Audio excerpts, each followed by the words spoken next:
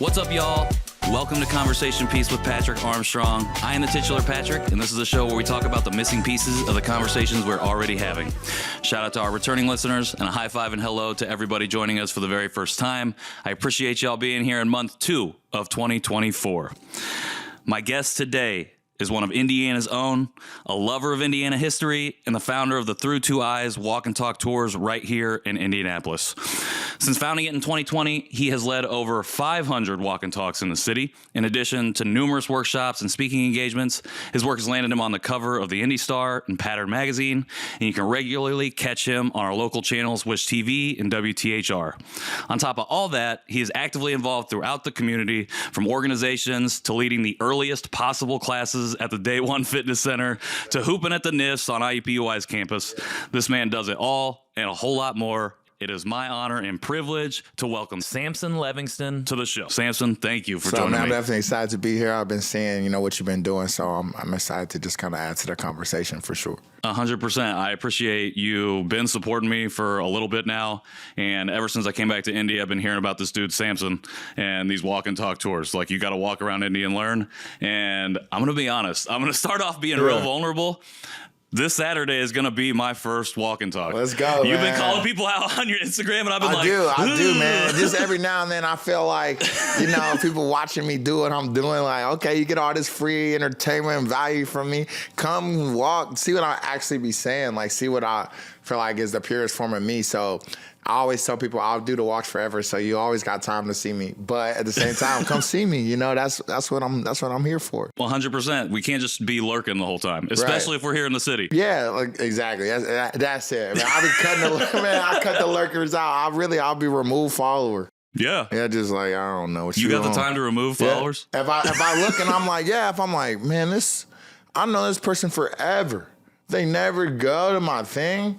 What are you watching for? Like, what are you doing? Eventually I won't have time to do that, but sometimes I will. Sure. I mean, you coming up, I'm surprised you have enough time now. Yeah. I was supposed to go on one during Butter this past year, and then my wife got sick, and we ended up not being able to go. No but worries, I'm like, man. I got to go, especially when I started to see you talking about these lurkers, and I'm I'm not going to be a lurker no more. Good. See how it works. It's effective marketing strategy, man. Puts pressure on them. You're a great marketer. I love it. So I know I gave you a little bit of an introduction here, but for folks listening who may not know who you are, do you mind just sharing a little bit more about yourself? Yeah, so my name's Sampson Levingston, and I consider myself a lover of Indiana history. And for me, that encompasses a lot of things. And I best display that through my walking history tours, but I can do that a variety of ways, whether it's like content on social media or presenting in front of companies or speaking to students in schools. So really, I've just tried to build my name through Indianapolis and our history and our and the things that we take pride in, and the things that we've also overlooked as well. You grew up here in Indianapolis. You went to Cathedral. Yeah. Lawrence Township kid, but went to Cathedral High School, played football there. For sure. And then you ended up playing football at ISU as well. Yeah, Indiana State. Go Sycamores. Yeah, this is my cat, Vlad. He likes to hop in the videos when we're doing them. So I recently read that when you graduated from Indiana State, that you felt like this void in you when you left. And you were able to fill that when you started to write and talk about history, specifically Indianapolis history. Yeah. Was there a specific piece or moment of history that first piqued that interest? No, it was actually. It was a story I did about Pogue's Run. And it was, I wrote it in like December of 2017. And it talked about the rivers that run beneath us, because Pogue's Run is a river. It's on the east side of Indianapolis. It goes underground, spills back out by Lucas Oil. And I just thought that was so cool that like there can be this like living, breathing, flowing entity within ourselves. I always love to use Indiana history as a reflection to learn about myself. I try to learn from everything. I watch a movie. What does that tell about me? I hear a speaker talk. Okay, he's talking to me. And so as I'm learning about Indiana history, I'm like, okay, this story is talking to me. And I'm like, damn, I wonder what rivers flow, within me that I don't know about, or what things that I may have, just forgotten that exists within my own self. And so that connection, that piece made me realize I'm writing for fun, I'm writing for free. Yeah. So let's not write about what I want to. So I started writing only about Indiana history. Okay, I love that. I like that idea of how does this like, how does this piece of whatever it is that I'm consuming affect me personally? For sure. 'Cause I feel like I have been operating similarly in the last 3 years. Particularly, I mentioned butter. This past butter art fair, I felt like I just happened to go to a couple of the talks that were happening, and I was like, damn, are these people talking to me? And I'm like, this has nothing to do with me. Yeah, for sure. And it was just like, okay, this is what I'm supposed to be doing. Like, it just affirmed everything that I felt like I was already wanting to do. And I was like, okay, I'm here for a reason, and y'all just affirmed that reason. When did you realize that, you know, you're doing the Through2Eyes blog, you are learning and consuming and immersing yourself in this history? When did you realize it could be something more than just a blog or something more that you just did for free? I felt like I always had a lot of unique perspective and value to offer, not just my community here locally, but I mean, you know, as far as I could possibly reach. But it really, when I started doing the tours, you know, and I got paid to do stuff before. I got like paid to go like visit Fort Wayne and talk about, you know, what that city's like for a weekend. That was really fun. And go to Richmond and go to what other cities I went to. Go to Franklin, Indiana, and you know, get a tour, get a feel for the city. South Bend, Mishawaka, and that was kind of like this. Remember, I could be like a travel history influencer thing, but that was kind of hard to get off the ground. And then the tours really made me realize, like, man, this will work for now. This I can do this, and it can allow me the time to do what I want to do. What did you learn going to these other cities and taking tours of their places? Or I guess you were getting paid to go there and lead tours. Yeah, not lead tours, but just like walk around, get my perspective on the history, my perspective on the culture, you know, do a story that reflected on me. I remember in Fort Wayne, I went up to the genealogy center, you know, learned that I have ancestors that are slaves. I have ancestors that were free black men in the 1700s. And like, I was able to weave that into a story about myself. And same thing like with South Bend, I talked about transportation industry up there, the Studebaker Company, and like doing the same thing I'm telling you now, like looking at their history, looking for black people, always looking for black history in every city. You know, cities like, oh, we don't know how much we have. And I'm like, it's here. I know black people lived here, so I'll figure it out. And like talking about that. And then, just kind of working from there, really. Yeah, I was listening to the Follow D Money podcast, the interview that you did with over there, and I liked what you said about Indiana history. There's never been a point that you couldn't find or reference black people. There's black history is Indiana history. Yeah, for sure. And so like I think always looking for that and being selfish and finding those stories and realizing how empowering that is for myself and what I'm looking for. And I want people to feel that, resonate with that, and understand that their stories are here, you know, if you look, and don't let people tell you that they're not, or don't be discouraged if you don't feel the representation or see it right away, because I promise you it's there. Yeah, that's how I feel about the Asian American community here. Yeah. Like, you know, I grew up in a small town, didn't grow up in Indy or around diversity at all, and felt like it just wasn't representative of me. Right. And there wasn't representation. And also I was adopted, so rejected that part of me. And now that I'm here in Indy, it's like I'm uncovering this history that feels hidden. Exactly. And that's kind of what I felt about learning about Indiana Avenue, where I spend most of my time on the walk and talks downtown Indianapolis. Seeing that history, seeing those stories, they were intentionally erased. It was not an accident that neighborhood does no longer exist. You know, like there's a lot of contributing factors to why downtowns and urban areas had a decline, you know, during the 50s, 60s, and 70s. But that neighborhood in particular being non-existent anymore, that was intentional. And so to rediscover that history has to be an intentional act, because for something that was done on purpose, in order to kind of undo it, you have to do that on purpose, right? And so, like, I purposely look for myself in Indiana history because I felt like our contributions were purposely disregarded. I love the intentionality, and I love that you can make it start with you and then build out. I think that we can try and take too wide a scope sometimes we're trying to learn, and we don't know where we fit into that fabric. And sometimes I feel like so selfish in a way, because I know people are on this tour, and it's such this therapeutic, euphoric experience for me, giving the tour, getting things off my chest, interacting with people, seeing what they think about what I think. I'm thinking about what they think. We're having these authentic conversations that I know that they haven't had before, and I get to have them. I may have another group in 30 minutes. I'm going to meet 25 new people from a different place, and we're going to talk about the things I love to talk about. And it's cool in a way, because it's like, man, this is what I love to do. Like, and it's very self-centered and it's selfish in a way, but like, yeah, I'm answering my own questions. Every question that I answer, that I am seeking to find, no teacher told me, no boss told me. I'm answering my own questions, and it's very fulfilling. Yeah, I mean, it's you know yourself, and you can't really fully immerse yourself in the community the way you want until you know who you are. You know, you got to bring yourself to the community. That's what makes the community beautiful. Right. Is it's like, oh, I'm showing up as Sampson, I'm showing up as Patrick, I'm showing up as Mike from behind the camera. Right. You know what it is. Do you remember how you felt before and after your very first walking tour? That was great, man. I know I had to do that again. I love that. I was nervous, but like I was confident. I had a lot of my friends there, people I'd never seen before.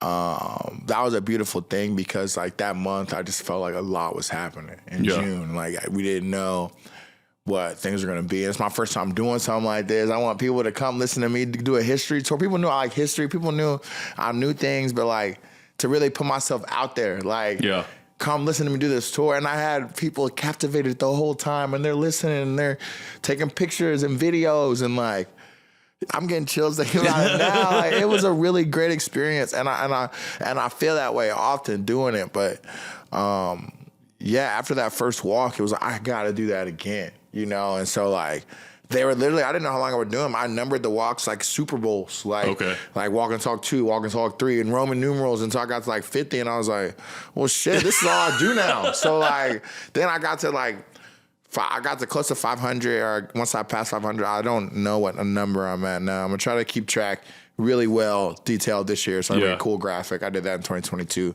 but I've done so many now. I don't even know how many I've done. You got to know when you get to that 1,000. That's like a big old milestone right there. Man, I'll probably just guess. Every couple of months, I just tell people like, yeah, I've done 20 more. I'm like, I'll update my little bio. Like, I send people, I'll be reading it like, what don't I like in here anymore? Because you know how it is. You type your own bios. Oh, for sure. Some people go up there and they read, like they introduce you speaking, and the people looking like, wow, oh my God. I'm like, I typed this. Like, I was like, what do I take out of here? And I'm like, oh yeah, I've done probably 40 more walks since then. Okay. So we're getting close. Eventually the bio will get to 2,000. Well, I have on my note here, I had to cross out 400 because I got that from the Through2Eyes website. And then I heard you on the podcast say 500. I'm like, okay, see how quick it goes? I can't store him. I can't store him that 100. Now, I don't even know what it says now. It probably says he's at over 700. Because like for All-Star Weekend, for example, I'm going to go 15. I'm going to do 20 that weekend. Like I'm going to go, and we're going to go fast, and like it's going to be great. And so I know like just in that weekend, I'm going to do, and some are longer, some are shorter, but like I'm gonna do a lot. In February, like we're gonna roll. I'm excited. So you brought up All-Star. What you said you got 15 tours. What all do you have going on for that specifically? Yeah, so probably like when people see this, we're going to have the website launch that has like the Who's Your Astoria trivia game. It's going to be where you can sign up for walk and talks. It'll be where you can add and comment stories that you felt like we've neglected, because that's a big thing. Like, you know, when you got a platform and opportunity to speak, people want to hear their name. They want to see their guy. They want to feel represented. 100%. We just talked about that. Like, that matters. So when people are like, hey, my hometown's not in here, let me know. And so I can talk about it. So you and people from that town can feel like you're part of the story, because you are. And so all this will be live on my website, and like we'll do the walk and talks. They'll start at Circle Center Mall. They'll be great, man. Explosion of basketball history, arts, culture in Indianapolis. What's better than that? It's dope. I'm going to have a 2-week-old child at that time, so I'm going to try and make it if I can. I don't know if we're going to make it, but I've seen all of these announcements coming out, and I know you got a whole lot going on. I'm like, I got to get out there somehow. Figure it out. I'm taking this baby. We'll try to figure it out. We'll try to figure it out. Don't worry. We'll get the baby on the tour. We'll get that baby on the tour. Because the youngest, I want that record for youngest child on the tour. Babies come, you know, it's another way I talk shit to people. Like, how has this baby been on 3 walk and talks, and I've never seen your face on the tour? Like, you know, my friends that got their kids, like my Dana and Willie, they own Day One. They bring the twins. I nicknamed the twins Walk and Talk. That's how much they've been. And I got homies that ain't never been on the tour. What? You know, damn, I'm attacked right now. I got to get on there. But we just got to know each other. I'm talking about people know me for a long time. For sure. You talked about like now that you're doing this and it's like very public and you have people always asking, where am I? How do you incorporate that into what you already have set up? That's one of my favorite things to do. It's because we have to make people feel like that we're talking about them, we're talking to them, and we're talking in ways that they feel comfortable. So like even like we just talked about, I went to New York City. I love that place. And made some content about Indiana limestone, and people like that. They resonate with that. Yeah. They're excited. A lot of people are like, yeah, you know, like if you haven't swum in a quarry, you're not from Indiana. You know, like, you know, people take pride in that. Okay, so hear me out. If you like limestone, let me tell you about the black people who lived in there, who worked on it, or let me tell you about the ways that area was once, you know, completely inhabited by Native Americans and indigenous people here in Indiana. So like if you can appreciate that I'm talking about the Speedway, that we love the Speedway. Yeah. Or maybe you're black and you like the fact I'm talking about Charles Wiggins, the first one of the first, you know, black racing champions, right? You think that's cool? And then you hear me talk about Indianapolis Motor Speedway, something that you've always thought was lame or too white or too, you know, speedway. But now, okay, this is cool. And so I want to draw those intersections so we realize it's all one story. You know, your grandpa's farm that he worked at that he built for 60 years is just as equal part of the story as, you know, this guy's uncle's auto shop that he owned for 30. To me, it's the same story. Yeah. And I want people to resonate with that and realize that. Have you ever had somebody come up after you've incorporated like their history and say, just like, what was there? Did you ever have like a reaction that you remember that's like, thank you for finally talking about this? Yeah, people, yes. One that I really appreciated, I spoke at an event for like some climate Alliance Institute. It was really cool. And I just opened up by talking about Native American history a little bit and like just reminding people what the name Indiana means. And there was an indigenous woman from, I believe, Oklahoma in the crowd. Or in the, you know, not crowd. It wasn't like I was speaking to the stadium. You know, like at a table. And she came up, she stood up, and I seen her stand up, and I didn't know what she was going to say. I could tell right away, you know, that she represented, you know, she came from somewhere and represented indigenous culture. And I'm like, okay, what's she going to say? And she appreciated that. And she talked to me after, and I asked ways how I can present that history better, you know, as I do that and grow. And so that's always cool. You know, when someone tells me they're from like Elkhart, I'm like, RV capital of the world. Or they tell me they're like from Richmond, I'm like, oh yeah, the Elkhart, or not Elkhart, what's the college out there? Dang, those crazy people from Richmond get mad at me. Earl College is out there. And I talk about their town. They like that. I'm from Kokomo. I'm like, yeah, Elwood Haynes. Yeah, they're like, how do you know that? How do you know Kokomo history? That's like, just so I can tell you about black people. Yeah. Not really, but at the end of the day, I want people to hear me out about black people and how we've been treated in Indianapolis, our contributions, the way that like cities have been shaped, ignoring populations of color or populations that have been poor and marginalized. I want people to hear me out. So everything that I'm saying about like, you know, happy-go-lucky, that's just to get people drawn in to the history where it's not like you're a bad person because you don't know this shit and your grandpa probably owned slaves. That's not what we're here to do. You know, I just want to let people know what I'm saying is true and take that information as you go about your life with new, true information. Yeah, I mean, you have this magnetic energy that I think is hard for people to deny. And then you back that up with these like literal truths. And it's hard. Then you really can't deny it. It's like, oh, I'm learning something here. And if I go fact check this dude, it's going to check out. Like it's going to pan out. And even if I like paraphrase it in like, you know, as I'm speaking to different people, like, you know, I'm speaking to a group of kids and like, I forget something. I was talking about trying to encourage this hotel downtown to share more black history. This hotel, the Hampton Homewood Suites at Hilton by IUPUI on the canal, they're just not the most culturally aware staff. Yeah. Here, locally, nationally, everybody in the company. And so like I really try to encourage them to share this history. And I was telling these kids, I was like, it's a tush push. Like I'm tush pushing them. Like just like the Eagles, like when it works. Yeah. I was like, you're close. You're in an historic church. You're in a big black building. If we could just push you to just post about it.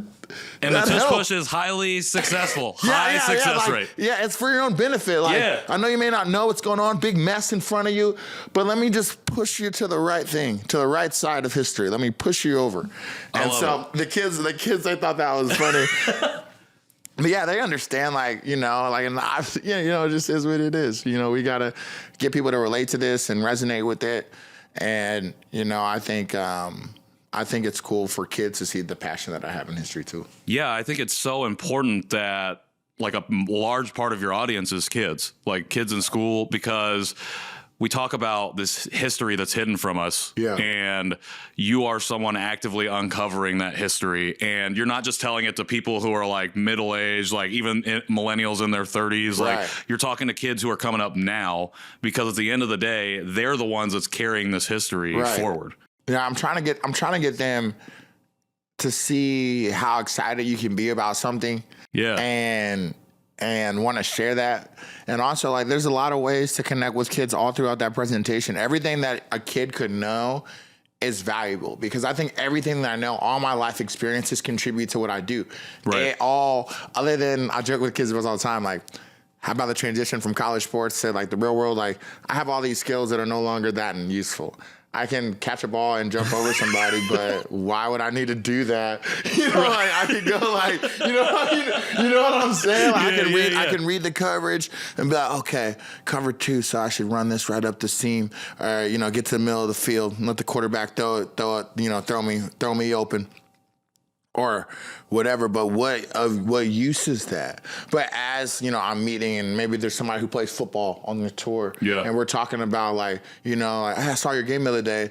Was that cover 2 or cover 3? I can add that. Like it becomes valuable again in a way, But I think with things that I know, whether it's about sports or nature or birds or architecture or anything, I combine that so kids see the value in knowing everything. So it can be a trivia question. First it's, what's the state flower? A girl who loves plants, she knows it's the peony. She gets that right. Kids thinking like, I'll never get one. I'll never get a prize. Yeah. The next thing you know, the question is like, speaking of the Colts, who did we draft in the first overall last year in our first round pick? Kids like, I know this. What I know matters. It contributes to this conversation, what I know. And so like, I think that's cool to let kids know whatever you know matters. I'll kind of look and like see what a kid has on, or like try to gauge like around the classroom, what's a question that kids may be able to answer based off what they've already been taught. Yeah. You know what I'm saying? Like what you already know matters. I love that. I love that you have taken the skills that you developed as an athlete, particularly in college, and used them in really creative ways to help further the stuff that you're doing now. Was there anything that you took from that experience as a college athlete that you implement into all of this work? Man, you're good at asking questions. This dude's a good question asker. One thing I hate about podcasts, I don't do a lot of podcasts. I do it every now and then. But people just ask shitty questions, or they just want to just talk, which is cool. But like, these are good questions. I appreciate that. One of the things that I feel like from sports is that you have all these people, especially the football team, from all over, and they're all different sizes and backgrounds. Some people, from the team, we had people from like Nigeria. Our punter was from Nigeria. I was born in Ume, and we all have a common goal, and we all got to figure out how this all works, like, and how we're all how we all get along, and like problems arise, and like you can go at people and argue with them, and it's okay. That's one thing that like people know about me after a while. Like, if we're playing basketball, if you're not on my team and I'm like talking shit to you or I'm mad at you, that really won't matter in 5 minutes. Right. Or like if we're like, say I'm All-Star Weekend and I'm like, hey, let's do a podcast from where I'm starting. Yeah. And you're like 10 minutes late and it throws me off. I'm like, yo, what are we doing? Like, am I mad? You're like, hey, this stuff matters. And like, you'd be like, Sampson hates me. Like, no, there's a goal we got to get done, and like, we got to hold each other accountable. And so like, it could be the same way with me. And so I think from that, the accountability aspect, the relying on you need other people to believe in what you're doing, and you also need to create trust and reliability within other people for them to trust you. Yeah. So like, you know, there's a lot of things that from sports you just realize, like leadership. Yeah. You got to step up through adversity, or you can tell when people are looking to be led. Like that's one thing that like I've identified through like sports, and just, you know, I don't want to be too overbearing, but like, oh, these people like leaders. I like leaders. Right. I don't have a boss. Whenever I get someone who's like kind of tell me what to do, I'm like, bet I can follow instructions. This is fun. Yeah, like, yeah. All right. Like, so people like when they're being led and told what to do, and there's like a galvanizing person behind those efforts. Yeah. And I've learned that through sports. I've learned you gotta BYOE, you gotta bring your own energy. Yeah. Like I come in, we got a 5 a.m. practice. We used to start practice 4:45 in the morning. I would just scream out football as loud as I could. And like people would just start to echo it. Yeah. You know, and people do this, you know, I'm the first person to do it. People like this all over the place. But like, it just gets us going. Like, let's get going. You know, just look at somebody sleepy, like, I don't want to be here. And he's like, football, just scream at him. You know, other people walk up to him like, football, and I start pushing them. Hey, man, leave me alone. Now we're up. We're going. We got to go. We got to bring our own energy to the situation.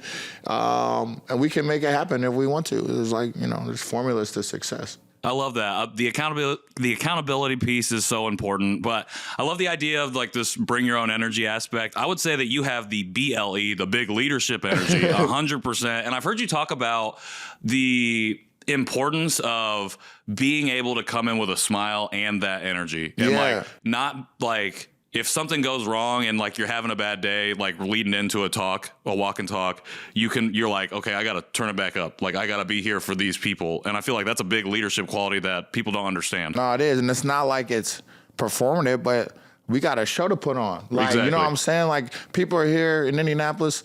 They want to hear me speak. They want to see me talk. They might not even know it's me. They just know somebody from Visit Indy told them, yeah, you got 2 hours to kill. You should go on this tour. It's really good. They don't know what they're doing. Yeah. And so like, I've got to put on a show. And like, whether that's like with just being overly happy, but I need to know where these people are from. I need to tell them about where I'm from. I got limited time to give them what I do and what I get to let them see how great my work is and my city is. And so like, I cherish that, and I never like go through the motions with that. No, for sure. And I mean, when people are paying for that service, it's like you want to do a good job. Like you said, if you're working with somebody that come in 10 minutes late, it's like, I'm not mad at you, but I'm going to hold you accountable, like, because we got something to do. We got a show to do. Yeah, my friend Marcus, man, so I hire my friends to work for me. Not even for me. If I get a bunch of money to do something, I give it to them like, hey, this is what I can use you to do.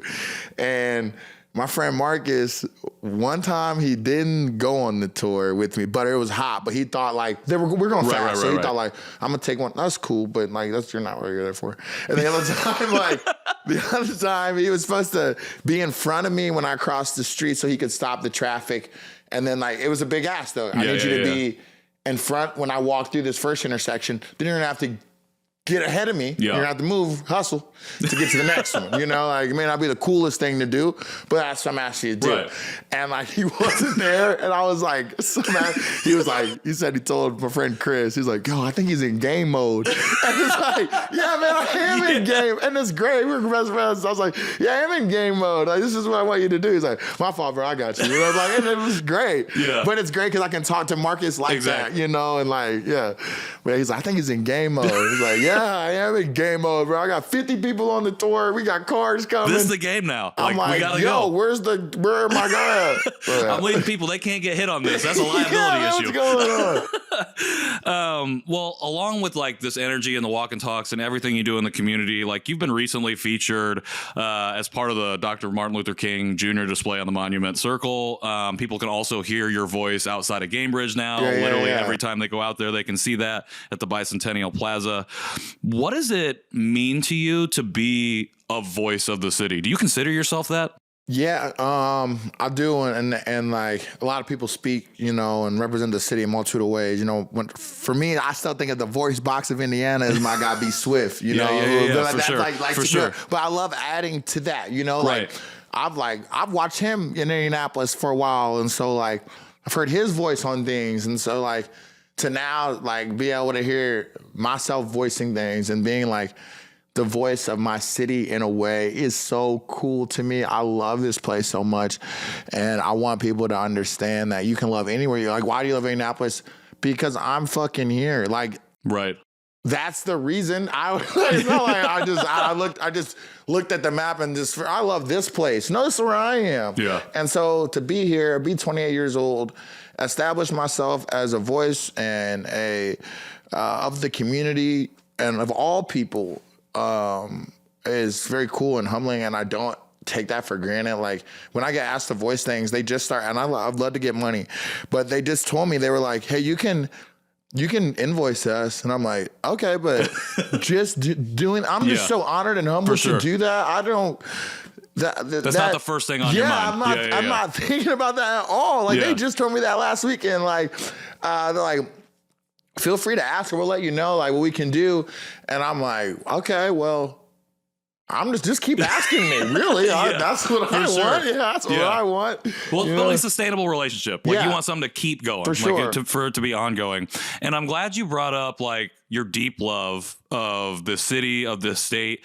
A few months ago, it might not have been a few months ago, but you posted in your stories about the pride you feel from being from here. Yeah. And you just talked about New York, and we were talking before we hopped on about people hopping in the comments, even when they're from here, and talking like wild things about it. Yeah. But you said, if you don't tell people where you're from, how will we know good people are from there? When you're talking about like feeling pride in wherever it is that you might be from. Yeah. Where does your deep love of this city, of this state come from? Where does that originate? Oh man, I think I like looking for the answers to like why or how. Sure. And, you know, for me, those answers are through history, and it's through place. It's interesting. I had to do this event with Lululemon, and they like I guess a partner of mine. I'm an ambassador, so I get a lot of stuff and do stuff with them and for them. And we had to write down. And normally I don't like these cheesy type things, but they like write down your values. So I really sat there and I thought about it. You know, everybody's writing away, thinking I'm looking around at first like, I guess I'll do it. You know, and I wrote, you know, place, self, education, and movement. And I really thought about those, and like, those have been my values for a long time. Like place, where I am.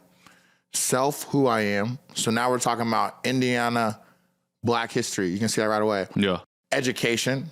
Well, there we go. And movement. This is an active experience. I don't want to just go lecture you. I will. But even then, I'll run around. I'll get you up. Like, this is active. We're moving forward. We are moving. This literally is moving forward. This is like not a stagnant thing. And I think for me, using history as a way to learn about myself has been a really cool tool, because like I trust that discovery process and the hypotheses that I may have about like, I bet Black people lived here. I mean, and like looking in the newspaper, typing the address, and then seeing like, yes, like I was right, or like, well, I was wrong. Like I had no idea that it was this many people here, or this happened at this time, or whatever. So for me, it's been like the older I've gotten, the more I've like been able to independently choose what I value, the more I've realized like I value the stories within history, the ones that have been told and the ones that haven't. For such a long time, we don't really get to choose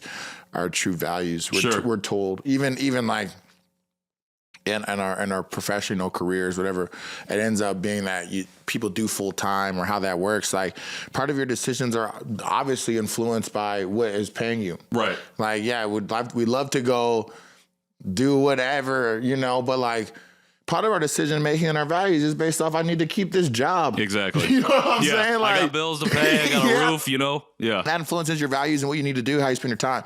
So I've been lucky enough that like with the walk and talks, for the most part, I've been able to like have this like 24/7 value aspect of what I do. And I like to break that up with working like at the gym or doing like something else, like, but normally like who I am is what I do, and I think that's cool. You're literally living them every single day. Is that rooted in something else? Was that always, even as a kid, like that was where I was moving? I know you talk about like choosing those, but does that have a deeper root somewhere? I think my mom, she really encouraged like education and value, and that no one can take your education from you.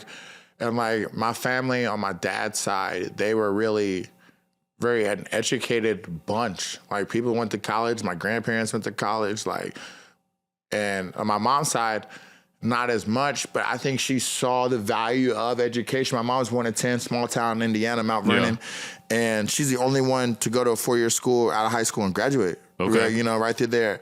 And so I think she instantly saw the value in like this education is something that you always have, no matter what, you know, like, because all 10 of her siblings are the smartest people I know, you know, but she's just saying like what I experienced there, what I learned there.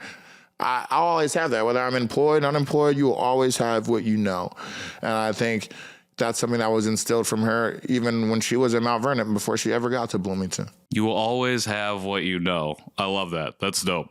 That's dope. That's powerful.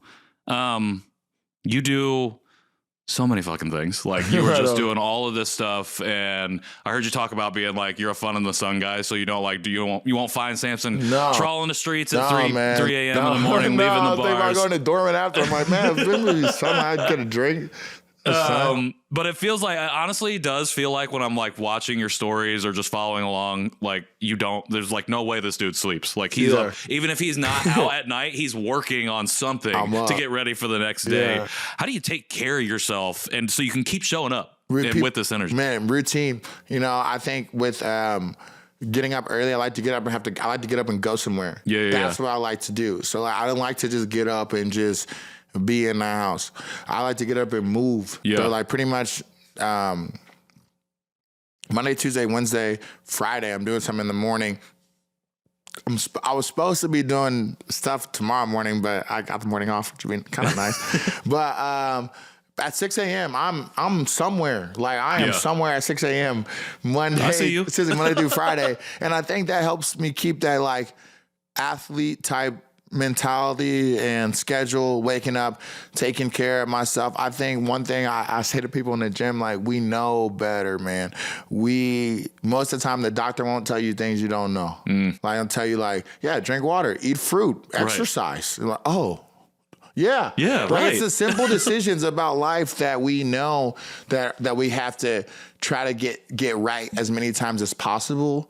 That determine how well we take care of ourselves and the others around us. Like, you know, should you go to bed, get an extra hour early sleep, get an extra hour of sleep before you got to give this big presentation, or should you go out and grab a drink, or should you stay up and watch me? Like, maybe, like, if you truly know the right answer, just choose the right answer. I think sometimes we get so caught up in these big, difficult decisions. Should I take this job?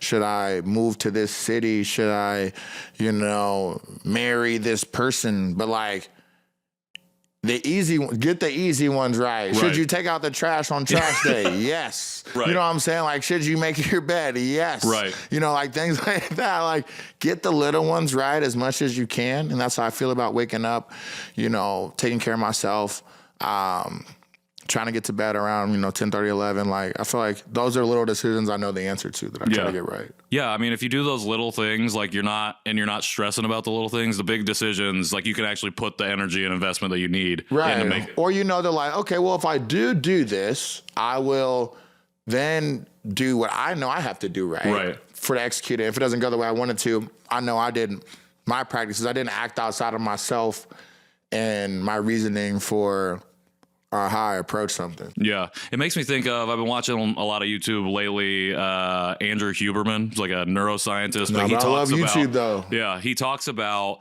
this routine, and one of the things he talks about, waking up early, like around 5, and go to the bathroom, get a drink of water, but then if you can, go outside, get sun energy immediately. And sometimes he says, like, sprint as hard as you can, like you're running away from something down the street. That advice in this type of temperature, I would not recommend. Someone who trains people, it's cold here, you're going to be injured. If you wake That's up, injury city for sure. You wake up, walk outside and hit the 40-yard dash, you're out for a couple weeks. But other than that, I like going outside. Like, I go to work out November Project Wednesday, Friday, and I don't even really doing the workout. You see me, I just shot hoops that one day. Yeah. I just want to be outside. I got to get some outside time. I need to get outside. I need to feel that. I need to breathe that. When I'm, like, if I ever get, I almost said it. I don't even like saying the word S-I-C-K. I like saying I'm either healthy or I'm healing. Okay. Like, I really believe that. And so like whenever I am like healing, I'll feel like, man, I need to go outside. Even if it's cold, Yeah, like people say, right. I need to stay, I need to bundle up. Like, I need air. The air in the house is the problem. Like, if I had the outside air, that would be better. That's what I need. So like, yeah, whenever I'm healing, I'm like, okay, I gotta go outside. I feel you on that. I don't even drive down the road. Even if it's cold, I have to have the window cracked. I like that. Same. I gotta have that air I feel in. you. And my wife's like, roll the window up. And I'm like, no, I need that. I need the new air. Exactly. I got 1 minute of this old air. I want new air. Exactly. Yeah, I love that. Infinite air outside, by the way. Oh, by the Free way, infinite air. that November project, that was the first time that we really actually met. Yeah, and it was you were only shooting. because You you can said that you shoot. would like come You ask me can shot shoot. for Yeah, shot. I took the challenge, but I No, showed you were up and I'm shooting like, well. oh, I'm supposed to work out. No, I'm like, no, you don't have to Because do I've never that. been in a November project before. It's uncomfortable for a lot of people at first, you know, because they're like, yo, what are you doing? I'm like, first of all, I'm not about to get a partner. Maybe it depends. Right. Like, I just want to be there. I want to talk. I want to chat. I want to run around. Yeah. I want to do what's going on. I didn't go this morning, though. It was chilly. So congrats to all y'all who went this morning. It's a cold morning. Now, it was 3 degrees at 6 a.m. I've been out there in that You weather. just were the other day, like 5 degrees when Yeah, you're but going I to was NIST. walking across the street. That's different. You know what I'm saying? And I was hyping that shit up too. Like, we gotta go outside. I was like, woo, made it. No, but really, but yeah, like I gotta do a tour on Friday. It won't be that cold, be like 20 degrees, you know. And so like we'll walk around. I'll never let people think I'm cold or I don't like the weather. You gotta set the Because tempo. like once, yeah, exactly. I got as a person guiding, I can't be like, cold out here. What you guys think? We should wrap it up. Like, no, I can pick up on body language. I know how it's going, but 100%. yeah, I forgot what I was talking about. Well, it's All-Star Week here in the city when this is coming out, and it's a big moment for our community. It's like the biggest sporting event since the Super Bowl. Yeah. And, there's a lot of stuff going on. You got a lot of tours. You got a lot of things that you're doing. What do you feel like from your perspective? What does this moment mean? And where should we be going with it? Man, to the moon. We're about to go. It's about to be the greatest thing ever. And that's because I'm so excited for Eyes to be on Indianapolis and for us to have our creative assets on display. I think as a city, we have so much to offer, not only historically, but also like right now. And we have to see that ourselves. I think that's two things at play here. Not only and we know this from the Super Bowl, some people know this and understand this. Not only do I want people to come see Indianapolis, and appreciate it for who we are and what we're going to give to the world that weekend. But I also am very excited for Indianapolis to see who we are and what we give to the world that weekend. We were talking about this earlier. I don't know if we were recording or not, but like you are what you see. You're influenced by what you see. Like, if you see people in your community excelling, you're influenced by that. You think, I can do that. If you see an artist that looks like you and she paints something and it's up on a billboard, says for All-Star, Shantae Lewis, right? And a kid sees that and they're like, man, my city, if I can paint here and it can be seen by millions of people, I can do that here. Yeah. Or whatever. Like, I want Indianapolis to see that because I do. I know that people come here. I know that we have a national appeal. And as much as I appreciate the density of big cities, I do love what Indianapolis has and what we offer to the world, 100%. You touched on it a little bit, but like all eyes on us and see what we have to offer. But what do you hope that people coming in from out of state walk away from this city with? What do you hope that they're taking away? Why it's here and why it can't be anywhere else, especially not 2024. Because everything that I do, I feel like as a storyteller, is tell people why things happened. Yeah. I give them answers to questions or make them question other things as well. And so like, with this whole thing I'm trying to weave, at least from my perspective, is like I'm trying to let people know how basketball influences art and culture, how art and culture influences sport, how that looks like in a city, in a urban area, in a rural area, in a black neighborhood, in a white neighborhood. I want to let people see how basketball has almost been a language for our city, for our state, a tool, a catalyst for integration, just as arts and culture. And it'll be excited to like let people see, why there's been such an attachment to basketball here and what it's done for us as a state. Like, it's cool. I just feel like I can explain that. If you just give me time, I tell you, like, you'd be like, damn, that All-Star game should never be anywhere else. Right. And at the same time, I could do that for any other thing you wanted me to that I felt that authentically passionate about. Like, that's what I feel like I want people to know, like, why is the game here and why do they do this shit so fucking well every single time? And so, like, I just can't wait. Like, we got a show to put on. Like I just said, like, there's a show to put on. Like, fuck what's going on. We got a show to put on. Like, and we got to be all hands on deck as a city and put on a show. I love it. I don't even really know what else to say to follow that up. I think that's the perfect endorsement for what's going on here and what we're doing in the city. It is. Come check me out. See what we got going. There'll be plenty of ways to interact, both online, in person. Yeah, we're going to, if they give me a stage, I'm going to step on it. Hell yeah. All right.